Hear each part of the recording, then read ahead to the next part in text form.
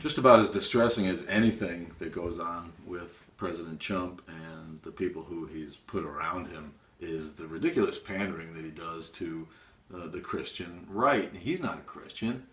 Everybody can look at old quotes of his where he mentions leaving God alone, God leaves him alone. He's a capitalist. He didn't care about God. He didn't care about your God.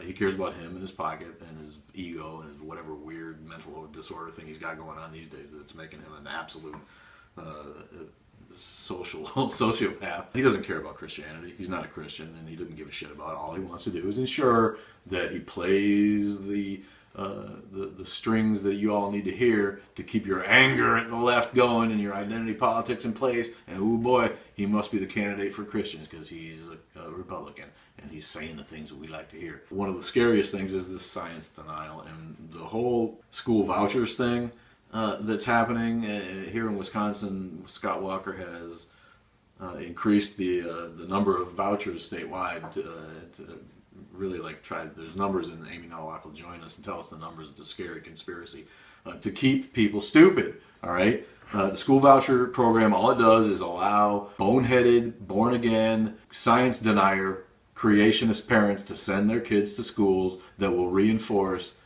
this idiotic religious idea that the earth is only 6,000 years old. And to me, it amounts to child abuse, and people will take me up on that. Indoctrinating your child to any religious dogma is child abuse, in my opinion. We'll never be able to stop that. You're allowed to raise your kids in the faith tradition that you were also indoctrinated into by parents who even knew less than you did about the nature of the universe.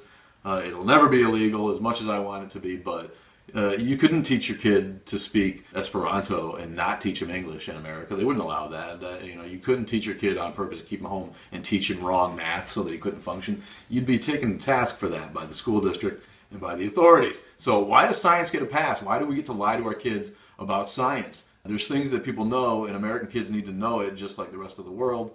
They're not learning it at Christian schools. Christian education, one of my favorite oxymorons.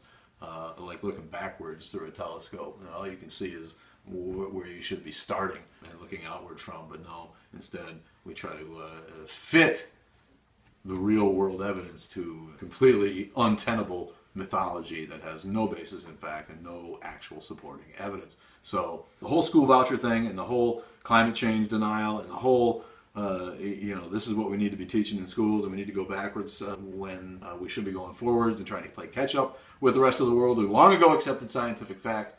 It's got to end. Please take a look at the school voucher thing. Realize, see it for what it is. It's not an attempt to get poor kids out of crappy inner city schools and give their parents a chance to send them to a school where maybe they have a greater opportunity to learn. No, it's not about that at all. And the effect is, in fact, exactly the opposite in that regard. It is a way for middle American Christian parents to send their kids to a school where they lie to them about the nature of the universe. It's disgusting. It's child abuse. Everybody who has a mind needs to get out in front of this and stop it, even if you're a Christian. I was raised a Christian. We never believed that evolution was wrong. We never believed that geological age was a lie, some conspiracy by scientists. And nobody tells the doctor, nobody tells the lawyer, nobody tells the vet their business. But everybody with a Bible wants to tell scientists their business. They're scientists because that's what they do. They're the experts. They study the shit and they let us know the cool stuff that they find that we can get our heads around. And one of those things is actual geological age. So listen to the podcast. There's going to be a creationist asshole of the podcast bit involving the imbecile who's trying to sue the Grand Canyon for not allowing him to take samples out so that he can use them to prove his moron theory that the earth was created when Genesis says it was created, when everyone knows that that's a myth. And if you believe it was literal, then you are stupider than the Stone Age folk who made it up because they understood it was a myth and they understood it was a metaphor. And they understood that that's how you get point across. And they understand that that's the magic of the story. And when you take that away and pretend it's literal, then you're just stupid. You're just stupid and you haven't paid attention. So that's all I got for now.